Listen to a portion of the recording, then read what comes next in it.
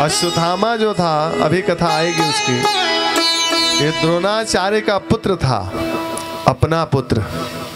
और उस पुत्र से इतना प्रेम करते थे कि पुत्र के झूठी मरने का खबर सुना तो पिता ने अपना प्राण त्याग दिया। परंतु उस पुत्र को सारी शिक्षा उन्होंने नहीं दी, सारी विद्या नहीं सिखाया। अर्जुन अपना पुत्र नहीं था, लेकिन द्रोणाचार्य ने अर्जुन को सब कुछ सिखा दिया, क्योंकि अर्जुन के अंदर वो पात्रता थी, ज्ञान लेने की क्षमता थी। उसी प्रकार यहाँ पुत्र को पात्र समझ के सारी कथा अमृत पिलाया, और समय आया तो यही कथा परीक्षित को सुखदेव जी ने सुनाया। अब यहाँ फिर सुत जी से शौनक आदि ऋषि कहते हैं कि परीक्षित तो राजा थे, चक्रवर्ती राजा, उनको 7 दिन कैसे समय मिला कथा श्रवण करने के लिए। देखिए, आप खुद विचार करिए कि एक राजा होकर के भी 7 दिन कथा सुने। आजकल के लोग समय नहीं है कथा सुनने के लिए। ये कथा नहीं है, कथा जीवन को बदल देने वाली, आपके जीवन को व्यथा मिटा देने वाली ये कथा है। कथा का शाब्दिक अर्थ होता है कि जीव के व्यथा को जो मिटा दे उसे कहते हैं कथा। सूर्य कहते हैं कि द्वापर के अंत में जब महाभारत का युद्ध समाप्त हो गया था, पांडव विजय हो गए थे, दुर्योधन का जंघा टूट चुका था। पांडव इधर विजय महोत्सव मनाने की तैयारी कर रहे थे, क्योंकि वो महाभारत का युद्ध जीत चुके थे। दुर्योधन के समय, उस समय दुर्योधन का हालत मरने का था, जंघा जो टूटी हुई थी। अश्वत्थामा आया, दुर्योधन से कहा कि मित्र दुर्योधन, यदि तुमने हमें सेनापति बनाया होता तो ये दशा तुम्हारी आज नहीं होती। दुर्योधन ने कहा, जो हो गया सो हो गया, तुम मेरे लिए क्या कर सकते हो वो बताओ। अश्वत्थामा ने कहा कि जो तुम कहो वो करेंगे। दुर्योधन बोला, हम 100 भाई थे, एक भी नहीं बचे। पांडव 5 भाई थे, एक भी नहीं मरे। उनमें से तुम एक को मार दो तो इससे हमें परम शांति मिलेगी। दुष्ट व्यक्ति मरते मरते भी नहीं सुधरता। कई प्रकार ऐसे दुष्ट होते हैं। दुर्योधन खुद मर रहा है और एक को मारने की बात कर रहा है। ऐसे ही एक व्यक्ति गांव का था, पूरे गांव वाले को परेशान करके रखता था। सब गांव वाले परेशान रहते थे उससे। गांव वाले को बहुत सताया, बहुत केस मुकदमा, गांव वाले को बहुत कष्ट दिया। दुष्ट व्यक्ति था। तो जब मरने का समय आया, गांव वाले को बुलाया और बोला कि सुनो, जब मैं मर जाऊं ना तो मेरे गर्दन में रस्सी बांध देना और बीच चौराहे पर बांस में लटका देना, यही मेरी सजा होगी, क्योंकि हमने गांव वाले को बहुत दुख दिया है।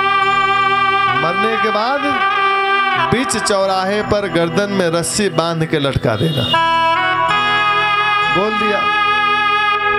गांव वालों ने कहा कि चलिए ठीक है, आपकी आखिरी इच्छा हम लोग पूरा कर देंगे।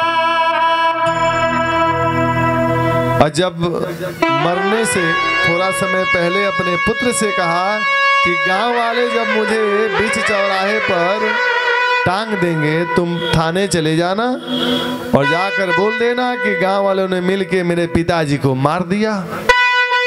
सब गांव वाले बंध जाएंगे, पुलिस वाले ले जाएंगे गांव वाले को।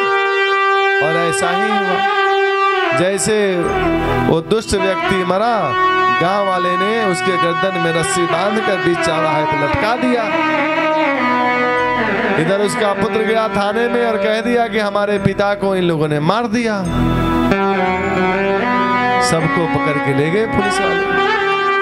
तो दुष्ट व्यक्ति मरते मरते नहीं सुधरता।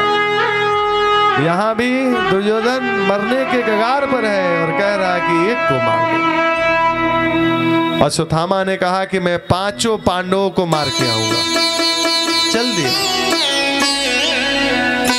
इधर रात्रि के समय में श्री कृष्ण पांडवों को लेकर के किसी दूसरे शिविर में गए विजय महोत्सव मनाने के लिए। और पांडवों के शिविर में पांडवों के सैया पर पांडवों के ही 5 पुत्र सो गए, जो पांडवों के समान ही थे, देखने में एक समान। और सर्व एव महारथा, सब एक से बढ़कर एक महारथी थे। सोए हुए अवस्था में अश्वत्थामा गया और 5 के सिर काट लिया, बोरे में भरकर दुर्योधन के पास लेकर गया। जब दुर्योधन से कहा कि हम 5 पांडवों का सिर काट के लाए हैं, दुर्योधन को भरोसा नहीं हुआ। और जब देखा कि ये कौन है, रो पड़ा और बोला कि अरे दुष्ट, ये पांडव नहीं, ये पांडवों के 5 पुत्र हैं जो उनके समान ही हैं। इनसे हमारी क्या दुश्मनी थी, तुमने तो इनको मार के हमारे कुल में पानी देने तक का नहीं छोड़ा। और दुर्योधन को इसी बात से पहली बार दुख हुआ और वो चल बसा। जब सुबह हुआ तो माता द्रौपदी ने जो देखा पुत्रों का हाल कि सबके गर्दन कटे हुए हैं, माता रोने लगी।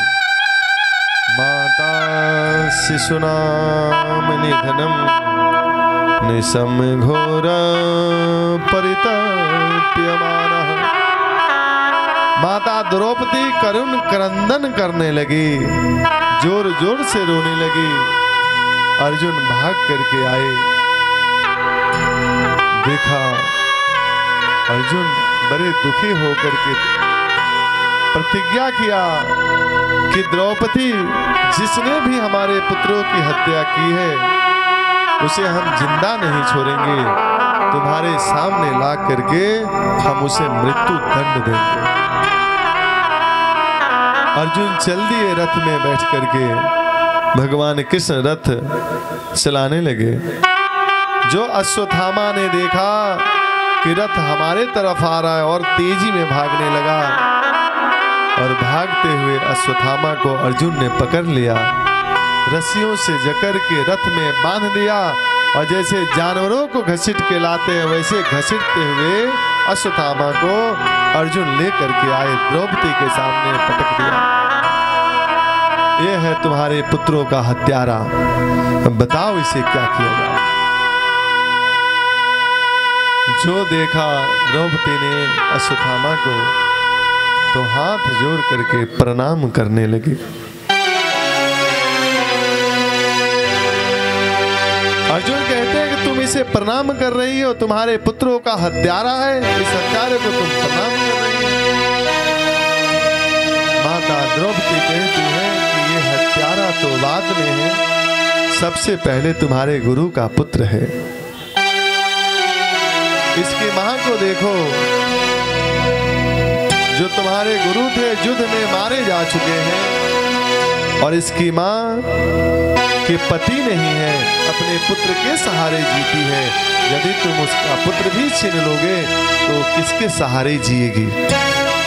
हमारे तो पुत्र मारे गए लेकिन पति तो है, और तुम्हारे गुरु माता के पति नहीं है, पुत्र को भी छीन लोगे, ये उचित नहीं।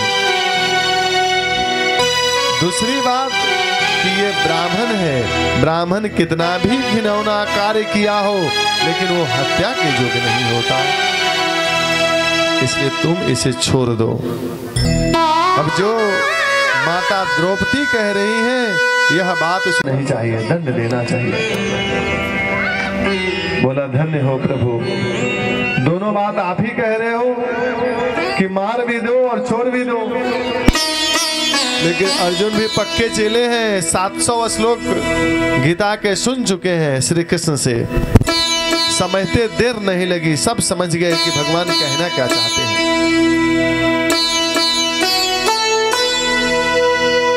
किसी को जान से मार देना, किसी प्रतिष्ठित व्यक्ति को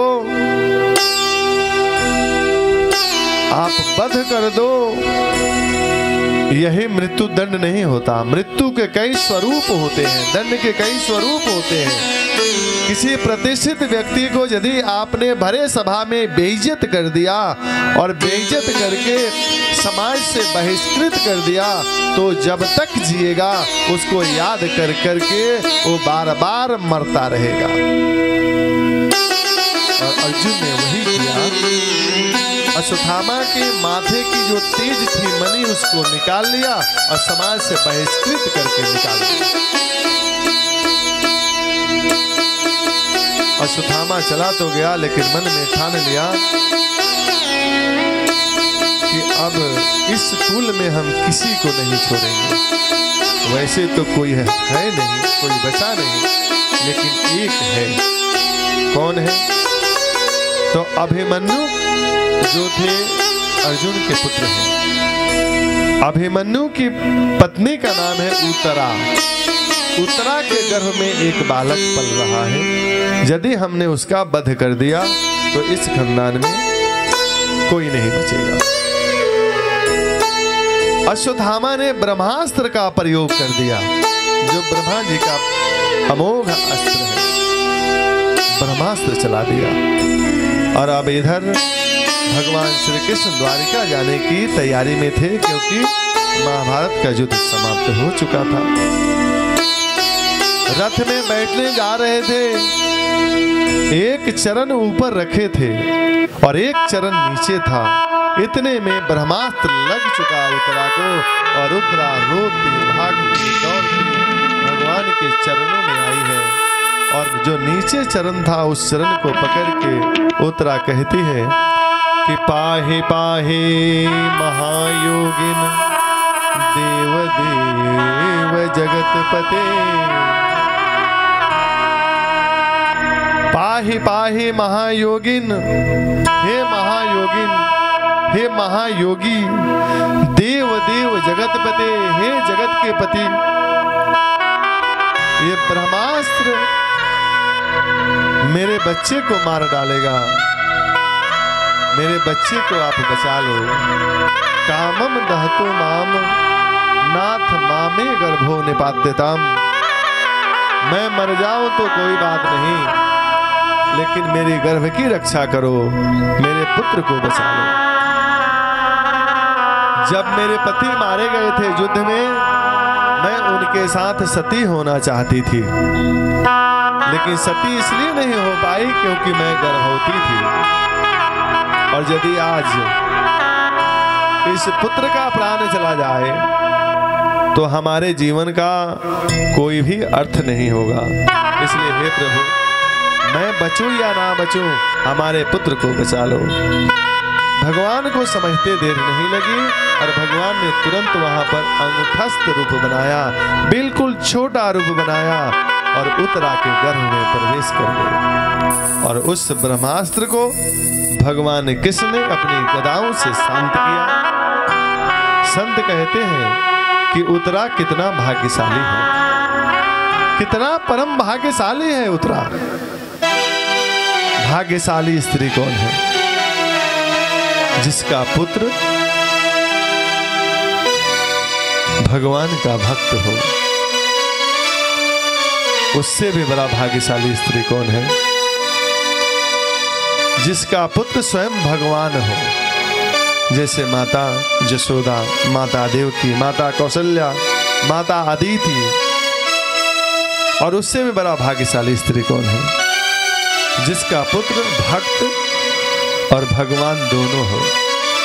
तो धन्य है आज उत्तरा, जिसके गर्भ में भगवान भी है और भगवान का भक्त भी है।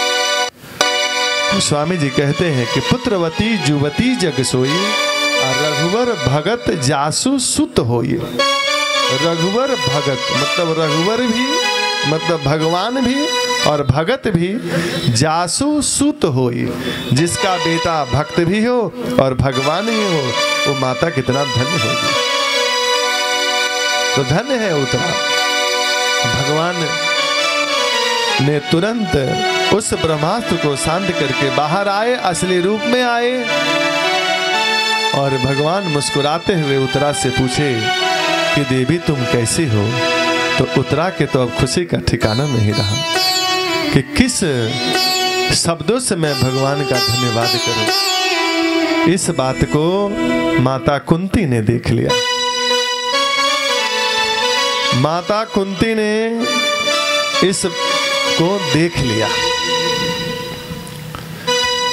समझ गई बात को कि यहां पर बात क्या है। माता कुंती ने 24 श्लोकों में भगवान की स्तुति की और जैसे स्तुति की है, स्तुति से पहले माता ने कृष्ण के चरण छुए। श्री कृष्ण ने कहा कि बुआ जी ये उल्टी गंगा मत बहाओ,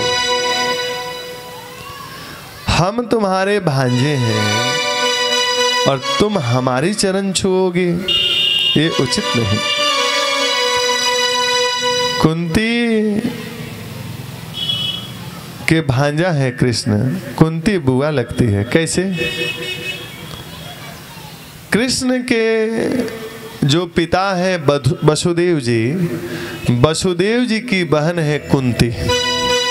वसुदेव जी 10 भाई थे और 5 बहन। तो 5 बहनों में कुंती का नाम है पृथा। तो पृथा है वसुदेव जी के पिताजी जो थे, वसुदेव जी के पिताजी के मित्र थे राजा कुंती भोज। उनको पुत्र और पुत्री कुछ भी नहीं था। तो उन्होंने वसुदेव जी के पिताजी से कहा कि आपके पास पुत्र पुत्रियां बहुत है, एक हमें गोद दे दो। तो उन्होंने गोद लिया था पृथा को और कुंती भोज राजा ने अपने नाम से उस पृथा का नाम बदल के कुंती रखा। तो ये वसुदेव जी की बहन है, यानी कृष्ण के बुआ जी है कुंती। तो जब कुंती ने प्रणाम किया, श्री कृष्ण ने कहा कि बुआ जी उल्टी गंगा न बहाओ, क्योंकि आप हमारे बुआ जी हो। तो कुंती कहती है कि सुनो, ये जो तुम बुआ बुआ लगा रखे हो ना, जब हम तुम्हारी भगवता देखते हैं तब तुम यही कह देते हो कि बुआ जी। तो मैं तो मन में यही विचार करती हूँ ना, ये तो मेरा भांजे ही है। मैं अपने मन की उद्गार कह नहीं पाती हूँ। आज हम निवेदन करते हैं कि हमारे मन के उद्गार को कहने दो, जो मन की भाव है उसे कहने। तब श्री कृष्ण ने कहा कि ठीक है कहो। तो 24 श्लोकों में माता ने कृष्ण की वंदना की है। मैया कुंती कहती हूँ कि नमस्ते पुरुषं त्वाद्यं ईश्वरं प्रकृतेः परम् अलक्ष्यं सर्वभूतानां अन्तर्बहिर्वस्थितम् माया जवनिका छन्नम् अज्ञानोच्छदमभ्यम् न लक्ष्यसे मूढ़दृशा नटो नाट्यधरो यथा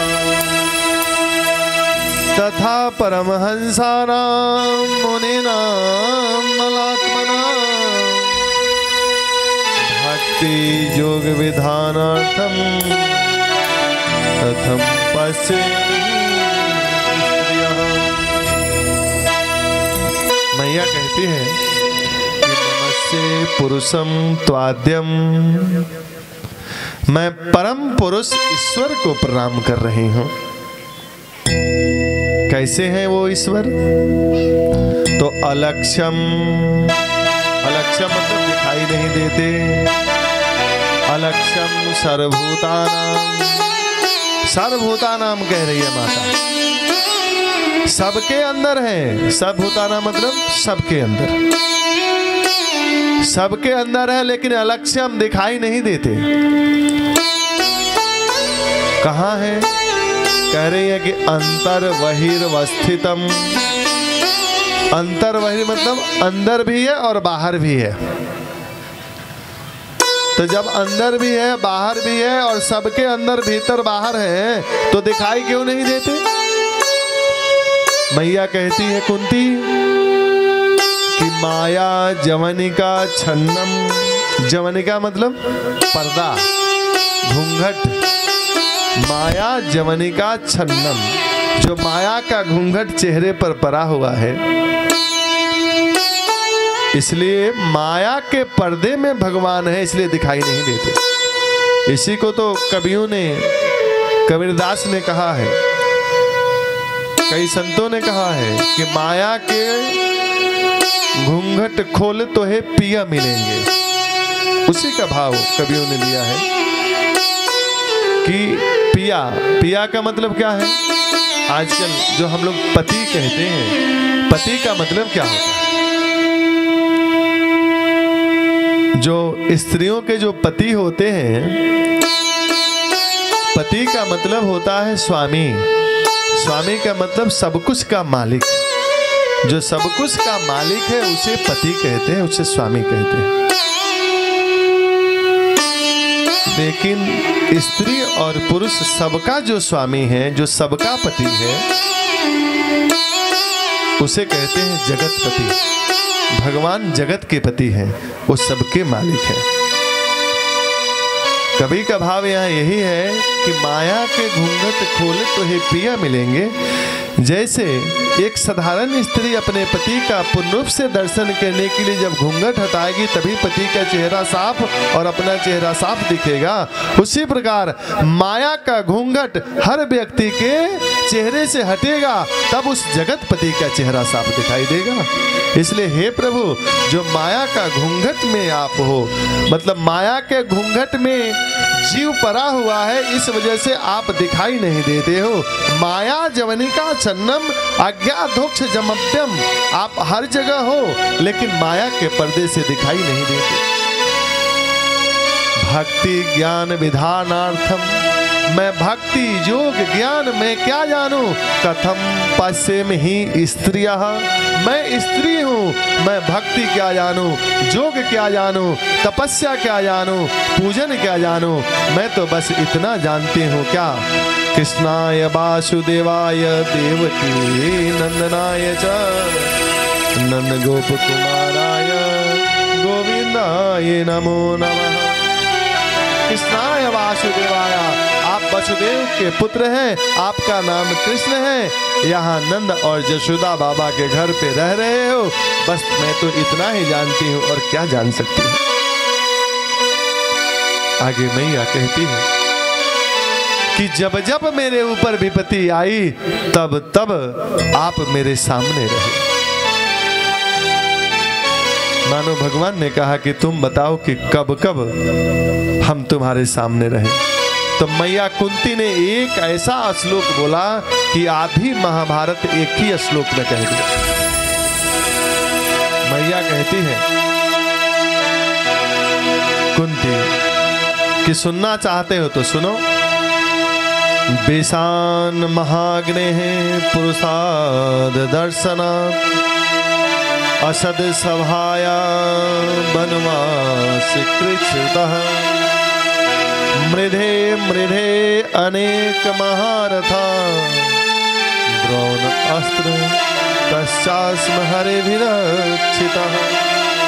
मैया कुंती कहती है, देखिए एक श्लोक में आधी महाभारत कह दी है, इसमें से एक पॉइंट हम शुरू वाला लेते हैं, बस बहुत बड़ी कथा हो जाएगी, समय का अभाव। मैया कहती है कि विषान महाग्नि, मतलब पहले जो शब्द है इसमें 20 है। यानी जब भीम छोटे थे उनको 20 के लड्डू खिलाए गए। दुर्योधन ने मन में विचार किया कि भीम बहुत बदमाश है, मुझे बहुत मारता है। भीम खाते बहुत थे और दुर्योधन को मारते बहुत थे, तो ये खाता बहुत है, इसे खिला के ही मारो। लड्डू बनवाया दुर्योधन ने, उसमें जहर मिला दिया। भीम के पास लेकर के गया, बोला भीम लड्डू खाओ और इसमें से औरों को भी खिलाओ। भीम ने कहा नहीं, अकेले सब हम खाएंगे। तो भीम क्या किए कि सारे लड्डू खा गए।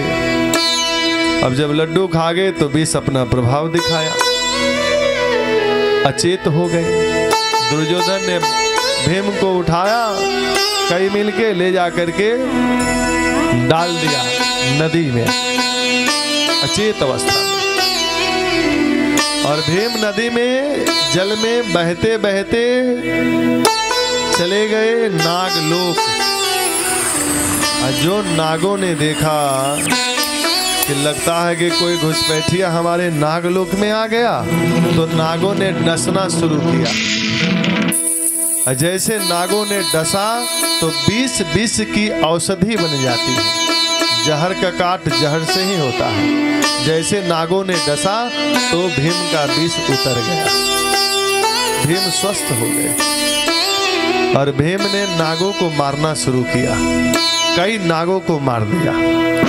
अब तो नागलोक में हाहाकार मच गई। कोई घुसपैठिया आया है नागलोक में, नागों को मार रहा है। अब बड़े बड़े नाग आए महाराज, भीम को बांध कर ले गए नागों के राजा के पास। किसी ने कहा इसे मृत्यु दंड दो, हमारे नागों को मारा है। तो वासुकी सर्प भी वहां थे, उन्होंने कहा कि पहले पूछो तो ये है कौन, क्यों मारा। पूछा गया कि तुमने नागों को मारा क्यों। भीम ने कहा कि मैं क्यों मारूं, जो मुझे मारा तय मैं मारा। इन्होंने मेरे को डसा तो मैंने मारा, हम ऐसे थोड़े मारे।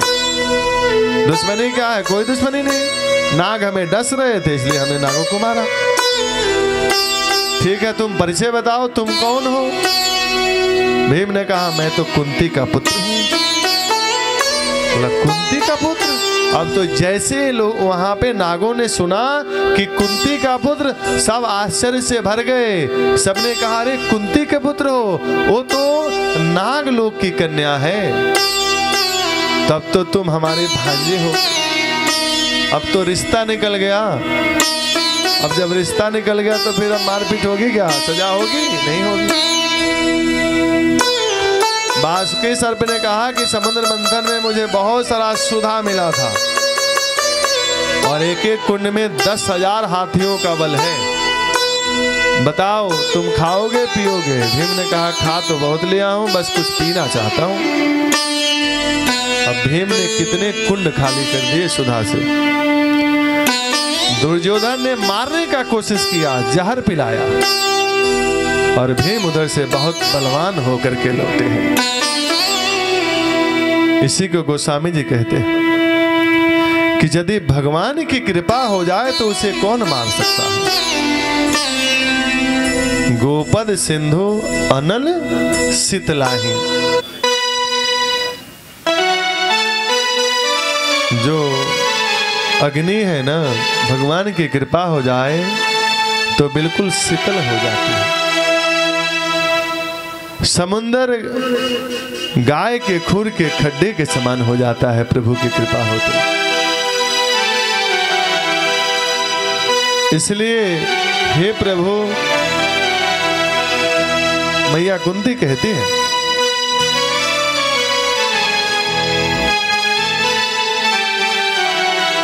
मैया कुंती कहती है कि हे प्रभु, जब जब विपत्ति आई है तब तब आप हमारे सामने खड़े हैं।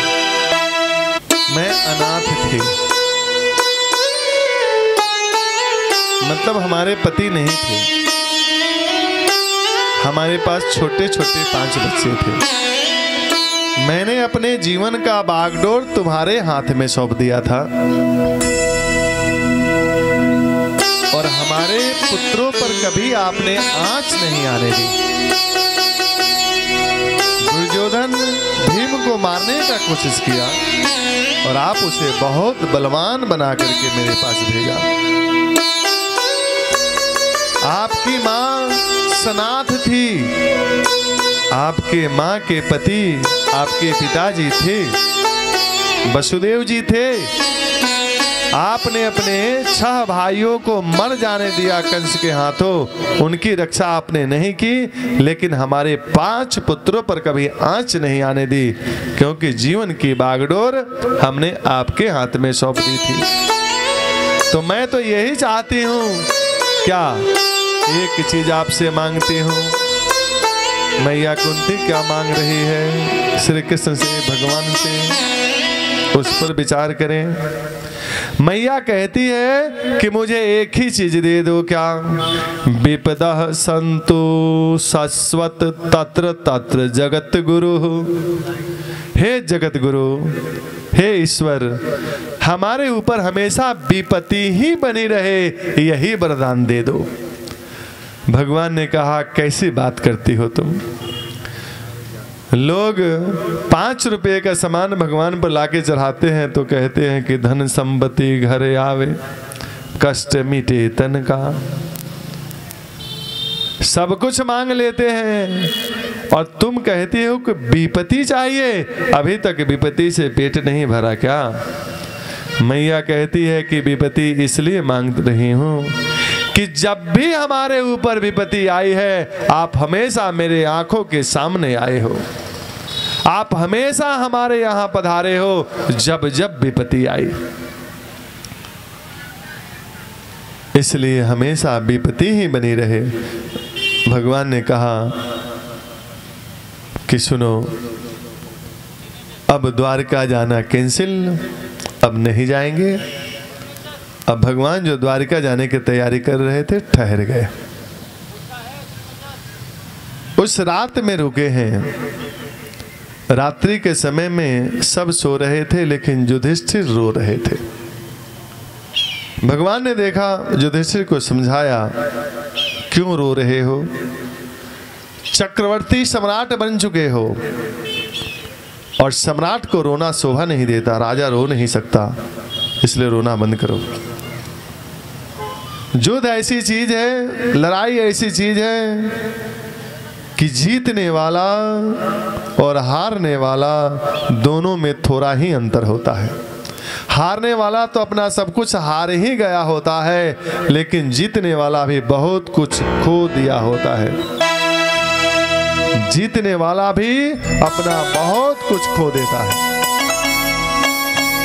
भगवान ने बहुत समझाया, लेकिन युधिष्ठिर को जो चिंता थी, शोक थी, वो गई नहीं।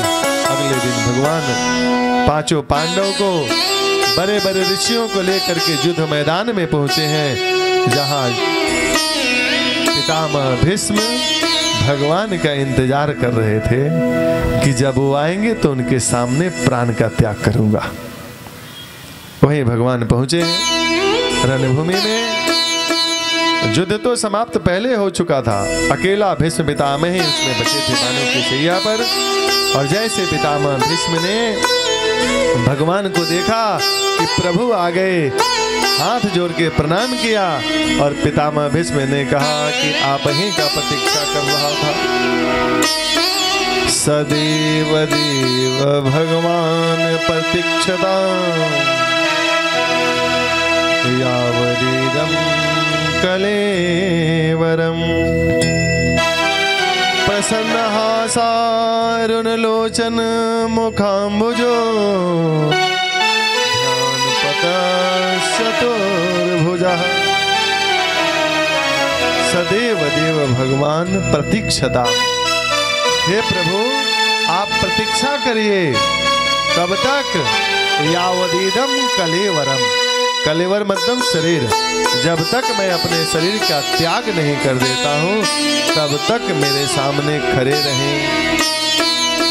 भगवान ने मन में सोचा, ये तो इच्छा मृत्यु का वरदान पाए हैं, कहीं 2-4 महीने ऐसे खड़ा कर दिए तब तो बड़ा मामला गड़बड़ हो जाएगा। भगवान ने मुंह लटका लिया। कि अब पता नहीं कब तक जाएंगे। जैसे मुंह लटकाया, पितामह भीष्म ने कहा, सुनो, ये लटका हुआ मुंह नहीं देखना मुझे मुस्कुराता हुआ आपका चेहरा देखना है। प्रसन्न हासारुण लोचन मुखाम्बुजो ध्यान पतः चतुर्भुजः। हे चतुर्भुज भगवान, आपका मुस्कुराता हुआ चेहरा देखना चाहता हूं, क्योंकि भगवान के मुस्कान में तो बहुत जादू है। भगवान में तो वैसे ही बहुत जादू। लखी जिन्ह लाल की मुस्कान, लखी जिन्ह लाल की मुस्कान, तिन्हि बिसरी वेद विधि सब सुजोग संयम ज्ञान।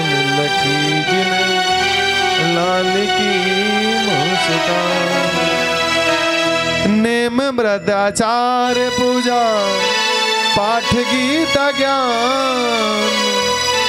लखी जिन्ह लाल की मुस्कान। जो उस लाल की एक बार मुस्कान को निहार लिया, वो अपने देह गेह का नेह भूल जाता है। लाली मेरे यार की जित देखो तित लाल, और लालन देखन मैं गई, मैं भी हो गई लाल। जो उस लाल की लाली देख लिया, वो भी लाल ही हो जाता है। इसलिए पितामह ने कहा कि मुस्कुराओ। यह सुन के भगवान मुस्कुरा दिए, और जो पितामह का देह जनित पीड़ा था, जो बाण चुभे हुए थे, उसका जो दर्द था, वो सारा दर्द एक क्षण में समाप्त हो गया। और पितामह भीष्म भगवान की स्तुति किए, बिल्कुल स्वतंत्र हैं, अभी कोई तकलीफ नहीं है उनको। युधिष्ठिर गए, युधिष्ठिर ने प्रणाम करके जो उनका शोक था, मन में दुख था, पितामह भीष्म से कहा, और पितामह भीष्म ने भीष्म गीता उनको सुनाई। राजधर्म, पुत्र धर्म, दान धर्म, स्त्री धर्म, सभी धर्मों का जब मर्म समझाया पितामह भीष्म ने, तो युधिष्ठिर का सारा शोक दूर हो गया। और अंत में पितामह भीष्म ने कहा युधिष्ठिर से कि सुनो, सभी धर्मों का एक सार रूप में कहता हूं। क्या? सूर्यताम धर्म सर्वस्व श्रुत्वा चैव बधार्यताम आत्मनः प्रतिकूलानि परेशान न समाचरे। सूर्यताम धर्म सर्वस्व, सभी धर्मों का सर्वस्व है क्या? आत्मनः प्रतिकूलानि, जो व्यवहार किसी के द्वारा किया हुआ आपको अच्छा न लगता हो, वही व्यवहार आप दूसरे के साथ करना छोड़ दीजिए। मतलब यदि कोई व्यक्ति आपके साथ ऐसा व्यवहार करता है जो आपको खराब लगता है, वही व्यवहार आप दूसरे के साथ करना छोड़ दीजिए। लेकिन हमारी आदत है कि जब हम डांडी मारेंगे दुकान पर, तो हम ये कहेंगे कि आज तो खूब कमाई हुई। दूसरे को चुन्ना लगाएंगे तो हम कहेंगे खूब कमाई हुई। लेकिन हमें कोई 50 का माल 500 में पकड़ाता है, तो हम उसे 5 महीना गाली देते हैं, ठगिया कहीं का, घटिया कहीं का, हमें ठग लिया, 50 का माल 500 में दिया। तो क्यों जी? आप दूसरे को ठगे तो आपकी कमाई, और किसी ने आपको ठग लिया तो वो बुरा हो गया। इसलिए जो व्यवहार आपको अच्छा न लगे, वो दूसरे के साथ भी ना करें। ये धर्मों का सर्वस्व। पितामह भीष्म ने युधिष्ठिर से कहा। भगवान का ध्यान करते करते पितामह भीष्म ने अपना प्राण का त्याग किया। आगे भगवान अब विदा लिए हैं, चले गए हैं। और जब भगवान यहाँ से विदा लेकर के द्वारिका गए हैं, तो बहुत दिन के बाद में अर्जुन द्वारिका गए आगे का हाल चाल जानने के लिए भगवान द्वारिकाधीश के पास।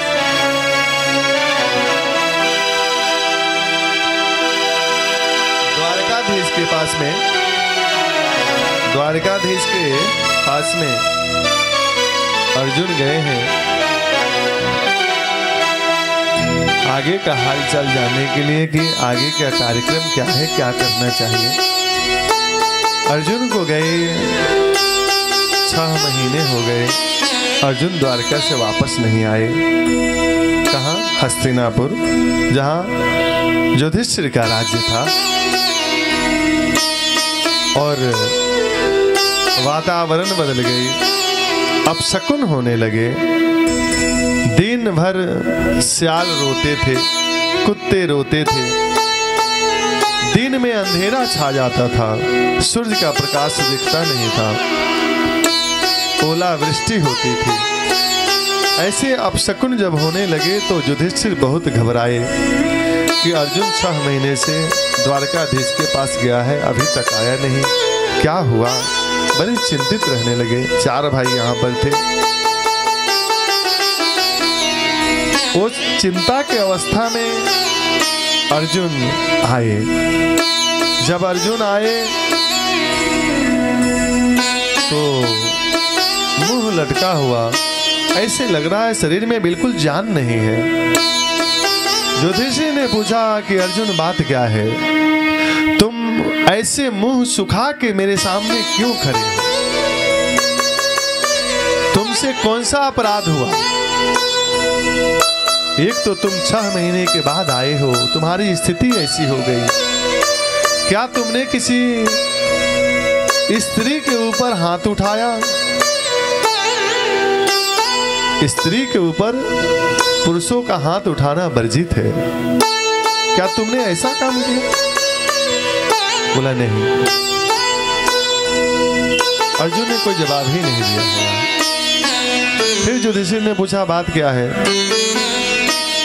क्या किसी ने युद्ध में सहायता मांगी तुमसे और तुमने उसकी सहायता नहीं करी? अर्जुन ने फिर भी कुछ नहीं बोला। फिर पूछा कि क्या तुम अपने से कम किसी वीर पुरुष से युद्ध में हार के आ रहे हो? अर्जुन ने कुछ नहीं बोला। युधिष्ठिर ने कहा क्या किसी ब्राह्मण को भोजन कराए बिना तुमने भोजन कर लिया? अर्जुन कुछ नहीं बोले। युधिष्ठिर ने कहा कि तुम बोलते क्यों नहीं कि कौन सा अपराध हुआ है तुमसे? तब अर्जुन ने कहा कि हमारे श्री कृष्ण अपने लीला का स्मरण करके अपने धाम जा चुके हैं, वो अब द्वारका में नहीं है। जो ये बात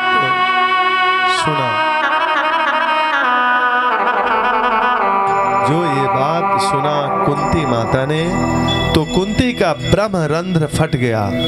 माथे को कहते हैं ब्रह्मरंध्र, माथे को ब्रह्मरंध्र फट गया और कुंती के प्राण निकल गए। और जब कुंती के प्राण निकल गए तो 5 भाइयों ने मन में विचार किया कि अब हम लोग भी इस धरती पर नहीं रहेंगे। और छोटे से परीक्षित थे, उस समय परीक्षित का जन्म हो गया था और परीक्षित अभी बाल्यावस्था में ही थे। छोटे से परीक्षित को, जो उत्तरा के गर्भ में भगवान ने जिनकी रक्षा करी थी, उस बच्चे का नाम हुआ परीक्षित। छोटे से परीक्षित को पांडवों ने राजा बना दिया और 5 पांडव स्वर्गारोहण को चले गए। हिमालय की घाटी में जाकर के उन्होंने योग्य बल से अपने शरीर से प्राण निकाला और 5 पांडव भी स्वर्ग की तरफ सिधारे। और छोटे बाल्यकाल में परीक्षित ने राज्य को संभाला, राजा बने हैं। आइए एक भजन लेते हैं, उसके बाद में आगे का कथा।